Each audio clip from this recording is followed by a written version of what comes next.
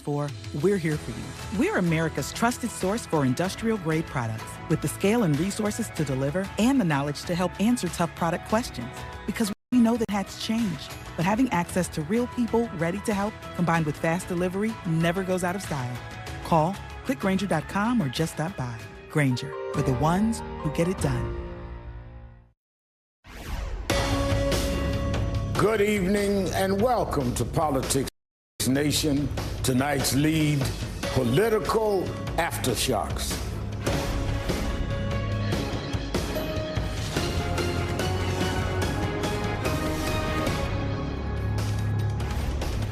This evening, President Biden and his allies, including former President Trump, including former President Obama, are trying to reassure supporters after a disappointing performance at the first presidential debate Thursday night. Democrat Party officials held a call with some members of the Biden campaign this afternoon to discuss the situation. We have the DNC chair standing by to talk about it. All of this after President Biden struggled on stage with an apparent cold.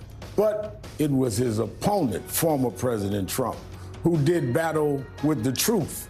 Make no mistake, we're going to be talking about the debate over President Biden's age on the program tonight.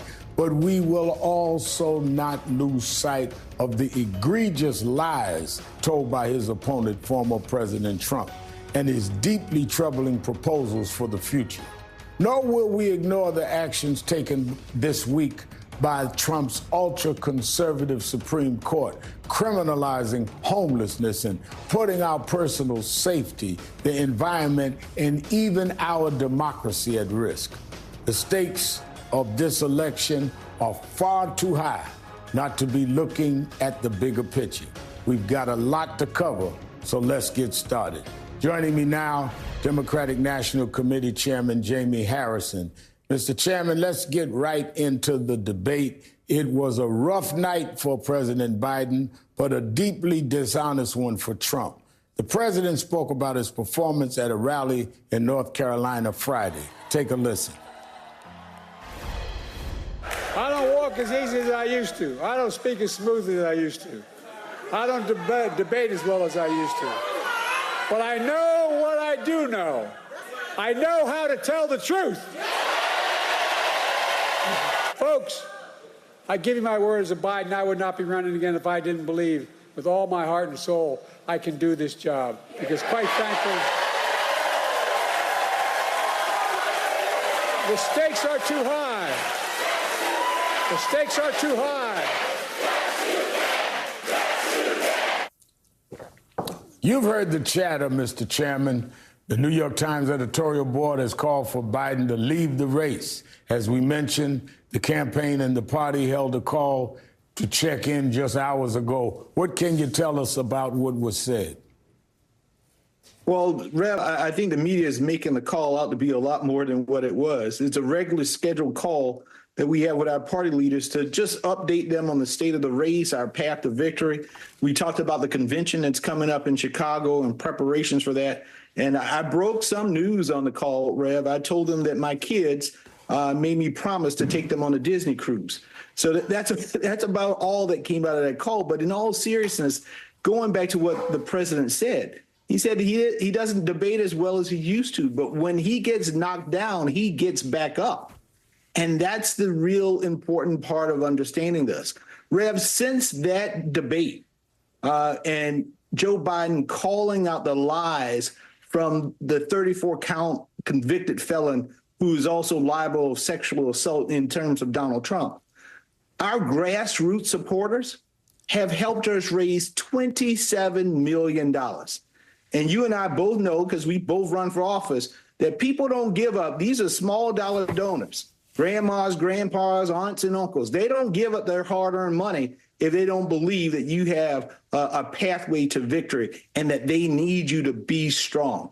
And that's what we have seen post this debate. I've even seen some polls that show that Joe Biden got a little bounce coming off of the debate because they saw Donald Trump for who he is, a liar, someone who has lied about every single thing on that debate stage. He lied about the pandemic because he botched that. He lied about what the disaster.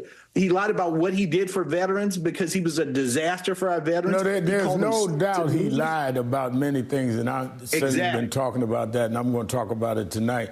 But let me ask you frankly, from not only the call, but from you as chairman talking around, has any of your field people and any of your people around the states told you that they feel or that they're hearing that people want President Biden to step aside? I referred to the New York Times editorial. Are you hearing anything from your people on the field, or are they hearing from constituents that Mr. Biden, the president of the United States, ought to consider stepping aside? You hear the hand-wringing coming from pundits, Rev, and from op-eds like the New York Times, but you don't hear it from the people.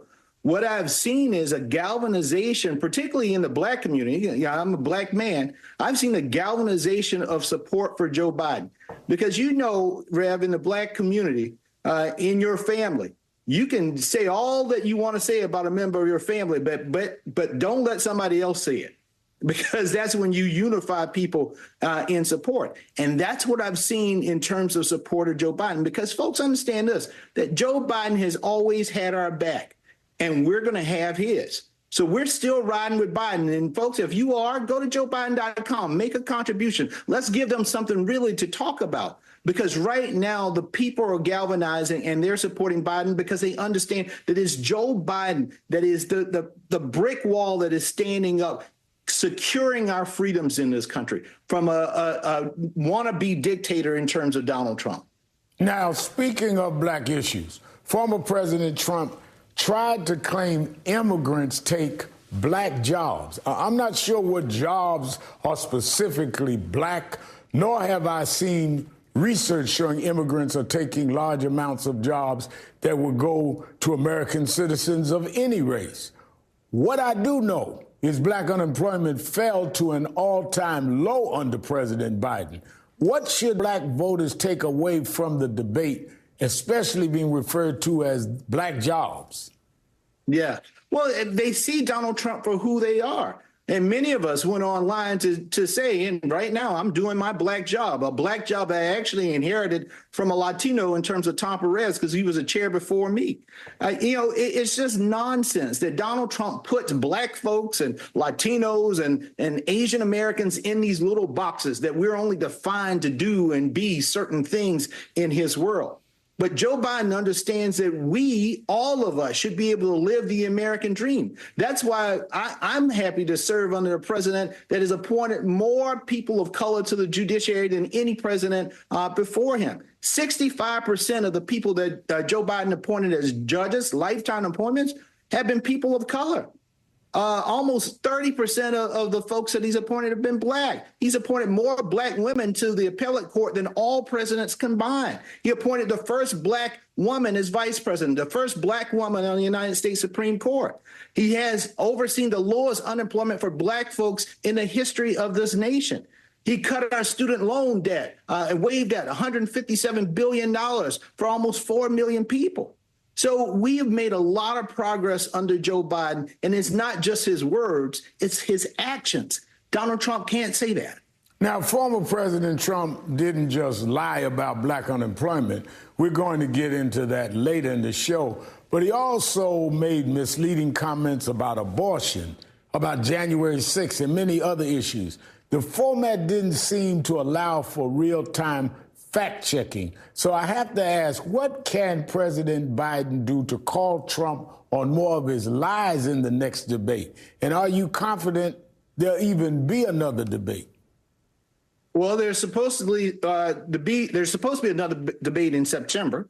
I know Joe Biden has said that he wants to participate in that. We'll see if Donald Trump does. But it's incumbent upon all of us. Are you implying that Donald Trump may not show up for the rematch? That doesn't sound like a courageous move. Who knows with Donald Trump? This man is the only thing that he's in chief of is a liar in chief. So you never know with this guy. He's been a disaster from day one. But the bottom line is this: it is incumbent upon all of us, the political parties, folks, grassroots activists, and even the media, to make sure that we are calling out the lie. And regardless of where it comes from, if we lie on our side, then call it out. But it needs to be called out. The American people need to know the truth about what's going on in this country and where these men stand on these particular issues. Joe Biden has been crystal clear about where he is in terms of Roe versus Wade, that he supports Roe versus Wade, and that if he gets back elected president and we get a Democratic House and Senate, we will make sure that becomes the law of the land. But Donald Trump, we know that he's responsible for ripping away that freedom and the right from millions of America's women. And he takes ownership of that. So we need to make sure that we educate the American people about all those things. This is a guy.